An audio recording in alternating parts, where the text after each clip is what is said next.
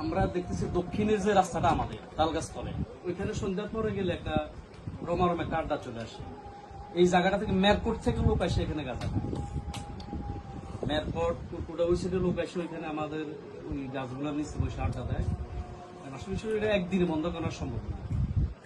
যেখানে আগে দেখতাম আমাদের সামনে যারা সিগারেট খাইতে একটু ভয় খাইত, মানে দেখলে একটু সিগারেটটা সরাই নিতে, আসলে এখন আর ওই সম্মান বোধটুকু নাই। এখন তারা ওপেন সিগারেট খাইতেছে। ওপেন সিগারেটের সাথে সাথে আসলে তারা শুনতেছে বিগত কিছু লোক এখন নিয়মিত নেশার সাথে জড়িত। এরপর আরেকটা হয়েছে, এখন আরেকটা হয়েছে কি জুয়া খেলা, কি বিমান ওঠে, হেলিকপ্টার না বিমান ওঠে, এই কথাটা বেশি প্রচলন হয়ে যেতেছে আর কি। আমি মনে করি যে বিশেষ করে এই জুয়াটা বন্ধ করা উচিত।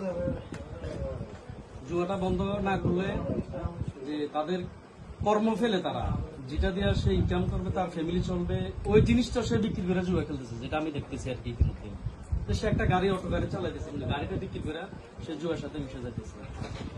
কারণ আমাদের প্রথম থাকবে, আমি মনে করি যে জুয়া প্লাস মাদক, এই দুইটা জিনিসকে আমরা পর্যায়ক্রমে প্রত্যেকটা ফ্যামিলি থেকে 2-1 করে আমরা বড়সড় আকারে যদি একটা বসে প্রোগ্রাম করি, সবাইকে এই মেসেজটা দেওয়া হবে যে ভবিষ্যতে ওদরপাত এগুলো করা যাবে না।